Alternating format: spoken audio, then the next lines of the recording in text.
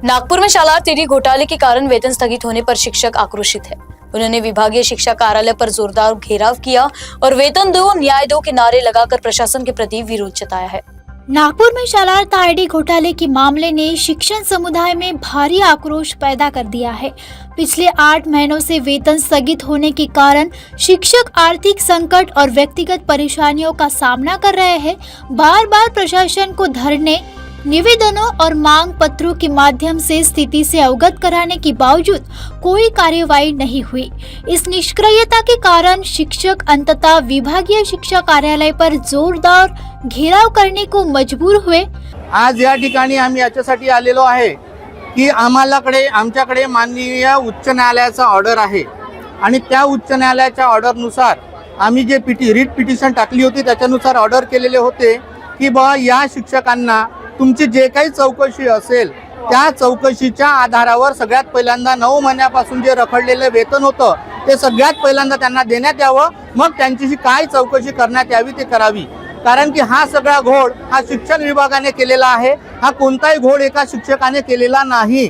आता शालार्थ आयडी साठी जर ते काही म्हणतात तर शालार्थ आयडी देण्याचं काम शिक्षक करत नाही, तो शिक्षण विभाग करतो। मग आम्ही ईओ ऑफिसला गेलो, ईओचं म्हणणं आहे आम्हाला मध्ये बिल मागवल्या गेले, आम्ही बिल देण्यात आल्याच्या नंतर त्यानंतर जे वेतन पथक आहे यांनी बिल सबमिट केल्यानंतर त्यांनी शिक्षण उपसंचालक म्हणजे ईओ कडे त्यांनी पाठवण्यात आले। ईओ त्याच्यावर सही करायला तयार नाही आहे कारण की मी प्रभारी आहे। अरे तुम्ही त्या ठिकाणी बसलेले आहात, तुमचा अधिकार आहे आमचं पेमेंट करायचा आणि तुम्ही म्हणता की आम्हाला वरिष्ठांचं मार्गदर्शन पाहिजे। वरिष्ठांचं काय मार्गदर्शन पाहिजे? त्यानंतर आम्ही दादा भुसे माननीय शिक्षण आयुक्त, दादा भुसे मंत्री साहेब, माननीय शिक्षण आयुक्त, त्याच्यानंतर आम्ही शिक्षण उपसंचालक यांच्याकडे गेलो।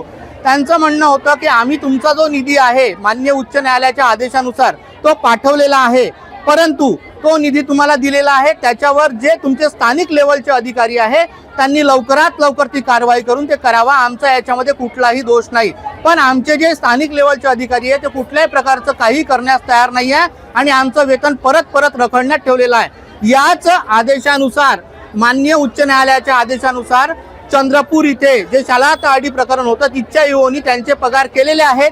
त्यानुसार आम्ही आज या ठिकाणी ठिय्या आंदोलन मांडण्याचा प्रकार हा सुरू केलेला आहे। माननीय बावनकुळे सरांना दिले, संदीप जोशी सरांना दिले, जेथे पण आम्हाला जाता आलं तिथे आम्ही निवेदन दिले। शेवटी आम्ही उच्च न्यायालयामध्ये गेलो। माननीय उच्च न्यायालयाने आम्हाला आदेश दिलेला आहे की 4 हप्त्याच्या आतमध्ये पीडी शिक्षकांचे वेतन करा, पण ईओ साहेब आणि डीडी ऑफिसमधले मॅडम आमचं वेतन करायला तयार नाही आहेत। आम्ही आज सकाळपासून पहिले ईओ ऑफिसला गेलो, त्यांनी म्हटलं की मला वरिष्ठांचा आदेश येईल तेव्हा मी पगार करणार, पण वरिष्ठांकडे आले असता हे म्हणतात की माझ्या हद्दीत नाही, मी पुन्हा वरिष्ठांकडे आदेश करणार। मग असं वरिष्ठांकडे आम्ही किती दिवस जायचं सर? आणि जेव्हापर्यंत आमचा आता पगार होणार नाही आम्ही इथून हटणार नाही। हजारों की संख्या में शिक्षक कार्यालय परिसर में जमा हुए और वेतन दो न्याय दो के नारे लगाकर अपने विरोध को जोरदार तरीके से प्रदर्शित किया।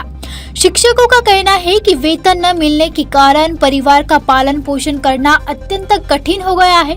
अधिकारियों की ओर से कोई बातचीत नहीं की गई, जबकि वे कार्यालय में मौजूद थे। शिक्षकांचे मागील 9 महिन्यापासून वेतन प्रलंबित असल्यामुळे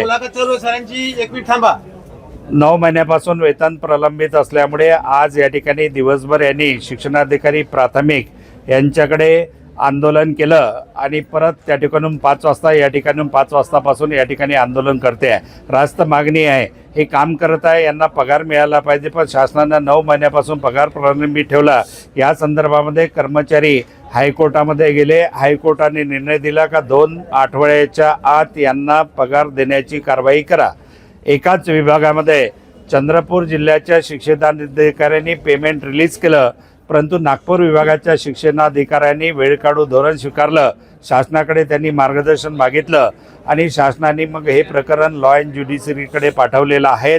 या आंदोलनाच्या माध्यमातून डेप्टी डायरेक्टर मॅडमशी चर्चा करून चर्चेच्या अंती लगेच उद्याच्या उद्या याचा फॉलोअप घेऊन खास दूतामार्फत प्राप्त पत्र जे होईल ते शासनाकडे पाठवून 4 दिवसाच्या आत कारवाई करण्यात येईल अशा प्रकारचं आश्वासन दिलेलं आहे। 4 दिवसाच्या आत पगार देण्याच्या संदर्भात कारवाई नाही झाली किंवा अधिवेशन आहे आपलं 8 तारखेपासून, त्याच्या अगोदर कर्मचाऱ्यांच्या खात्यामध्ये पगार झाला पाहिजे, या दृष्टीनं डिपार्टमेंटनी कारवाई करावी आणि पगार देयक मंजूर करण्याच्या संदर्भात जेवढं शक्य लवकर होतील त्याच्या अगोदर कारवाई करावी, अशी आज आम्ही डेप्युटी डायरेक्टरकडे मागणी केली.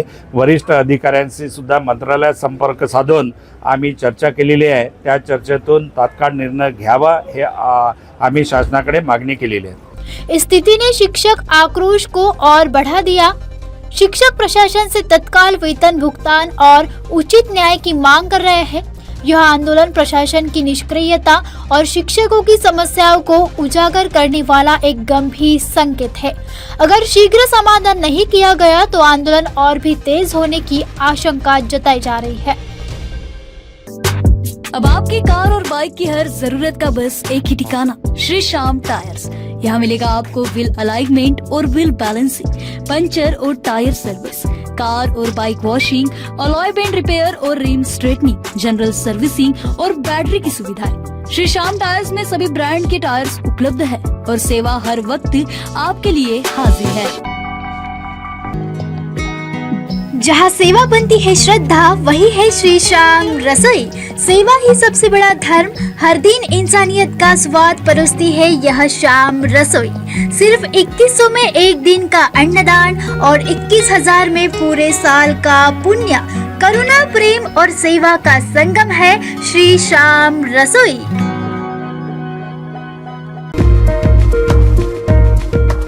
कामठी तहसील के मौजा, पावनगांव, घोरपड़ और रनाडा इलाकों में शानदार लोकेशन पर मिल रहे हैं NIT सैंक्शन प्लॉट्स, वो भी 24 महीनों की आसान किस्तों में। मौका सीमित है, आज ही बुकिंग करें और अपने सपनों की जमीन के हकदार बने।